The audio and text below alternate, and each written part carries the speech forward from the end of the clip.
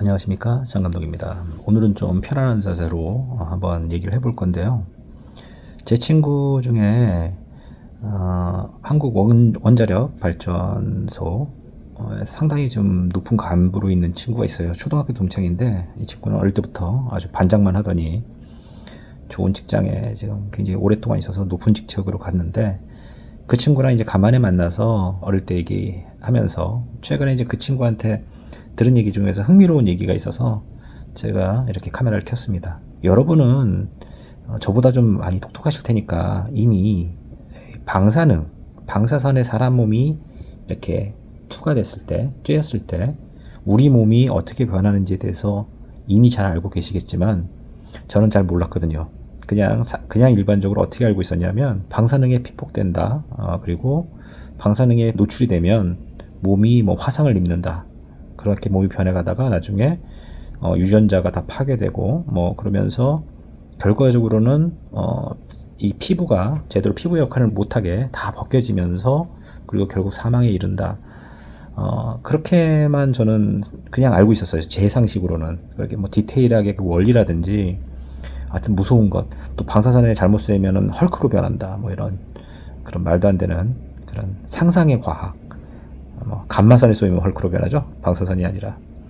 어쨌거나 그런 것들이 이제 돌연변이종으로 사람을 변이시켜서 뭐 초능력을 만들게 한다든지 뭐 이런 상상의 나래가 있는데, 실제적으로 여러분들이 저 정도의 수준밖에 모르시는 분이 있다면 이 영상이 도움이 될 거고, 저보다 더 많은 그 상식을 이미 갖고 계신다면 사실 이 영상은 스킵하셔도 될 것 같습니다. 어차피 저는 구독자가 별로 없으니까요. 우리 몸에 방사선이 쎄이면 어떻게 되는데? 하고 물어봤어요. 그 친구한테. 제법 높은 직급에 있는 친구입니다. 원자력 발전소.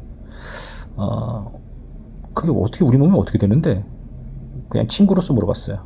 그랬더니 되게 편하게 얘기해 주던데요. 아주 쉽게. 그동안 제가 몰랐던 개념입니다. 야, 장감독, 너 총 맞으면 어떻게 돼? 죽지? 그래, 왜 죽어? 총 맞으면 왜 죽는 건데? 아니, 몸이 뚫리잖아. 몸이 뚫리니까 피가 나서 죽는 거 아니야? 그렇게 얘기를 했죠. 그랬더니 잘 알고 있네. 그거를 좀 고상하게 얘기하면 조직이 파괴돼서 죽는 거야.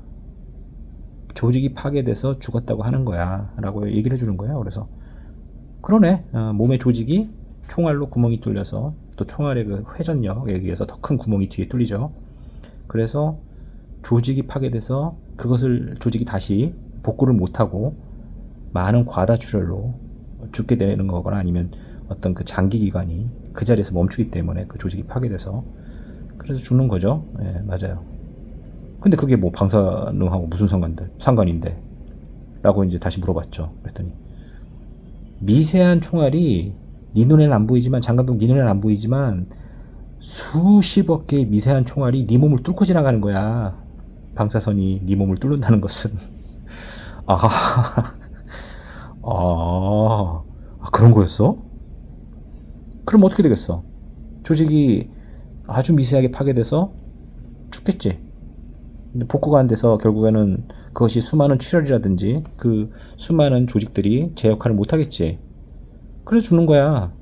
수많은 여러 가지 증상들을 보이면서. 특히 피부 조직은 왜 화상 입은 것 같이 되냐? 피부 조직이 재생이 안 된다, 이거. 조직이 다 뚫려서. 그래? 위험한 거네. 아니, 위험한 건지 뭐 몰랐던 것도 아닌데, 뭐 사실은 그 원리를 몰랐던 거죠. 저는 그냥 뭐 대략 방사선이 쏘면 위험하다지, 조직이 뚫린다, 총알이 온몸을 뚫고 나가는 그런 식으로 조직이 수십억 개가 뚫려버린다. 자, 그러면은 이제 우리가 흔히 암에 걸렸을 때 방사선 치료라는 걸 하거든요. 그게 실질적으로 암을 죽이기도 하지만, 그게 왜 위험하냐면, 그 방사선이 암도 죽이지만 이 순수한 조직들도 뚫고 지나가서 다 죽이기 때문에, 쏴서 죽이기 때문에 결과적으로는 100% 암만 죽일 수도 없는 거죠. 그래서 방사선 치료가 어쩔 수 없이 필요하고 하는 거였긴 한데, 실제적으로 그 효과가 나는 만큼 내 몸도 많이 망가진다.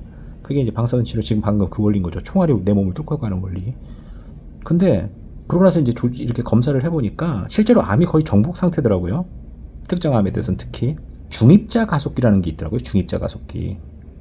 이게 그 일본 도시바에서 만든 건데 3천억 원 합니다. 의료기계가 3천억 원. 그래서 한 번 받을 때마다 한 400만 원 들어가는데, 그리고 한 10번, 15번 이상 받으면 한 5천만 원 들겠죠. 그러면은 한 45%, 지금 뭐 한 4, 50% 이상의 암만 죽이는 효과가 있는 거예요. 왜 그런가를 봤더니 바로 아까 방사선과 비슷한 원리인데, 방사선은 우리 조직을 뚫고 지나가잖아요. 조직을 파괴시키고. 그래서 그 암 치료에 이때까지 그 어떻게 보면 필요악이란 부분이 있었는데, 이 중입자 가속기를 통해서 쏘게 되면 탄소 이 탄소 같은 걸 쏘나 봐요. 엄청난 속도로, 빛의 거의 뭐 한 80% 속도로 쏘고, 그 입자가 조직보다 작대요. 그러니까 아까 조직을 뚫고 나가는데 이 조직보다 작다 보니까 조직을 파괴하지 않고 암만 표적으로 해서 쏜다는 거죠. 그리고 실제로 이렇게 움직이는 것까지도 뭐 다 어느 정도는 맞춘다고 하더라고요. 우리가 이제 가만히 있지 않으니까. 그런 대단한 게 있는데도 불구하고 한국의료보험 쪽에서는 국내에 이제 한 대 들어왔는데, 전 세계적으로 선진국이 한 2대 정도 있고, 뭐 한 나라마다 그게 효율이 안 좋아서 그렇다더라고요. 3천억까지 가는 그 장비가 그 100% 완치는 아니니까 한 40%의 환자들에 대해서 완치를 보여줬다 정도가 아직 현실적인 부분이긴 한데, 그래도 40% 10명 중에 4명은요 완전히 뭐 암이 완전 파괴가 돼서 굉장히 안전하고, 그런 얘기를 제가 듣는 순간 내가 궁금했던 부분이 이미 실현이 다 됐구나. 그냥 친구랑 간단하게, 뭐 전 술을 안 먹습니다만 그런 술자리 같은 데서 할 수 있는 그냥 평범한 질문이죠. 야, 그 방사선 쏘면 어떻게 되는데? 총 맞으면 죽잖아. 그런 똑같아.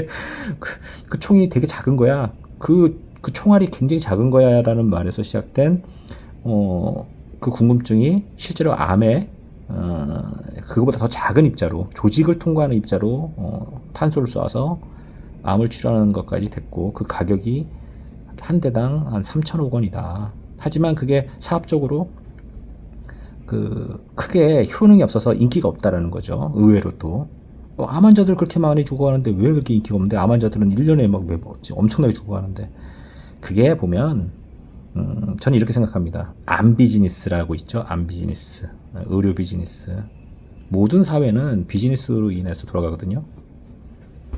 옛날에 이런 게 나왔었습니다. 불과 20년 전에 엔진 오일을 바꾸지 않아도 되는, 엔진 오일 안 바꿔도 되는 엔진 오일이죠. 엔진 오일을 안 바꿔도 되는 엔진 오일. 한 번 넣으면 평생 안 바꿔도 된다. 뭐 원리적으로는 어떤 원리인지 모르겠는데, 우리가 이제 생각하면 이제 엔진이 돌면서 그 불순물들이 나오니까 그 불순물들이 엔진을 한번 교환하면서 다시 한번 뭐 교환한다 이렇게 생각을 하죠.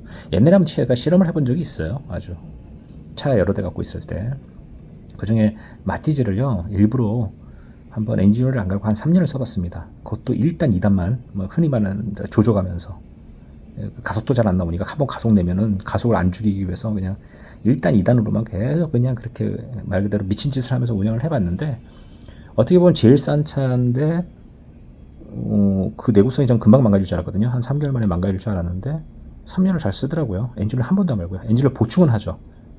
엔진 오일이 이게 어느 정도 산화되고 뭐 증발이 되고 약간 그런 게 있는 것 같아요. 뭐 구멍을 막아놓으니까 증발은 안 되겠지만 산화된다는 표현이 맞는 것 같은데, 엔진 오일 양이 줄어듭니다. 엔진이 먹는다고 하죠. 그래서 때때로 그냥 엔진 오일만 부어줬어요. 갈지 않고. 그리고 3년 썼는데 뭐 아무런 문제 없더라고요. 제가 그때 이제 느낀 게 뭐냐면, 엔진 오일 안 가도 되는데 뭐 5,000km 한번 가는 것도, 차를 아끼시는 분들, 저도 차 굉장히 옛날에 아꼈는데, 차를 굉장히 아껴서 그 F1 모듈이라고 하죠. 모듈, 그 엔진 오일 비싼 거 그것만 썼는데, 차를 아끼시는 분들은 야 미친놈아, 3,000km마다 한 번씩 갈아도 불안한 판에 지금 네가 어디서 지금 엔진 오일 안 갈라 뭐 이런 얘기 하는데, 저 그냥 실험을 한 겁니다. 그래서 제가 맞다는 얘기가 아니에요. 그냥 실험을 했다. 3년 동안 아무 문제 없었다. 마티즈가 제일 싼 차가 막 조지면서 타고 3년 동안 그냥 엔진을 그냥 부어주기만 해서 탔다. 자, 그와 비슷한 제가 이 사례를 드는 이유는, 엔진 오일을 실제로 뭐 그냥 부어주고 채워주기만 해도 되는 엔진 오일이 나왔다 치자고요. 실제 나왔던 적을 제가 봤어요, 기사를. 왜 근데 시장이 못 나왔을까요? 그 이유는 아주 간단합니다. 시장이 원치 않아요. 그런 제품을. 엔진 오일을 가려고 카센터에 들려야, 물론 요즘 카센터도 없어졌죠.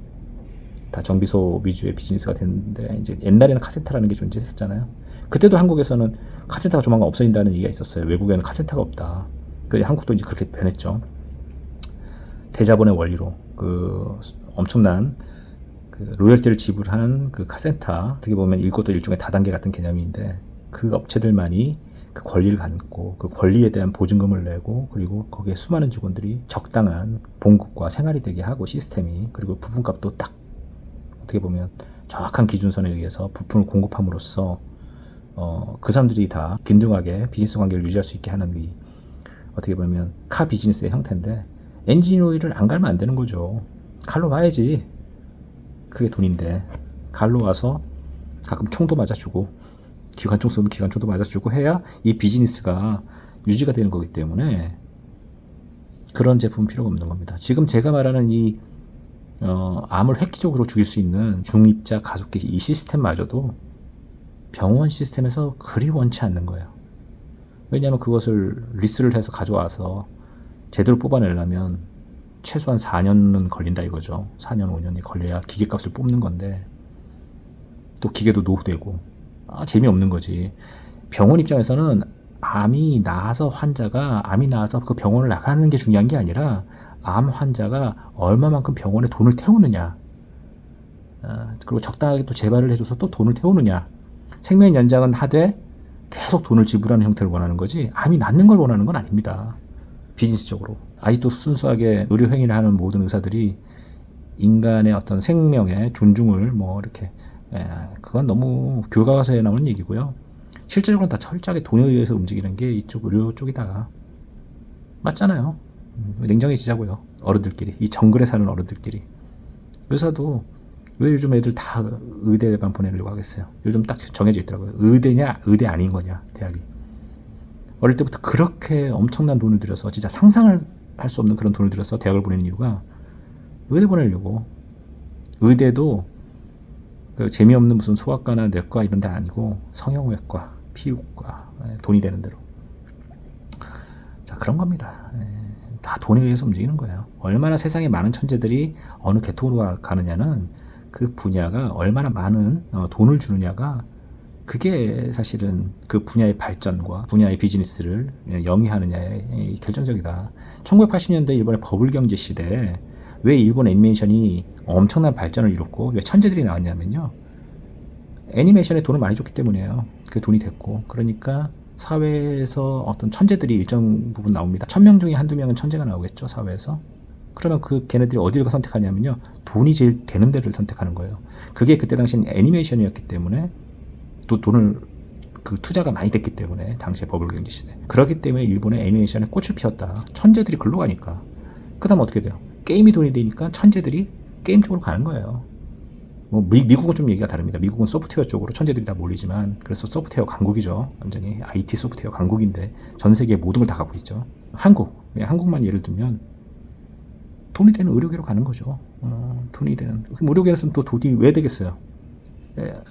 나면 안 되거든. 5천만 원 내고 암이 나면 되겠습니까? 50억을 내도 암이 안 낫고 생명 연장이 돼야 더 좋은 거지. 생명 연장이 돼야 되면 좋은 거예요.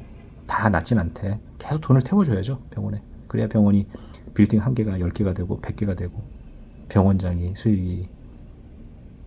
의사의 기대 수익이 한 달에 적어도 제가 한참 그 의사분들과 친분이 있고 친구 사이로 지낼 때 할리 데이비슨 탈 때 또는 두카티를 탈 때 그리고 수입차를 탈 때 이럴 때 그분들과 이제 한참 교류를 많이 했는데 한 달의 기대 수익이요. 월 수익이 조금 못 보시는 분이 4천에서 5천이에요.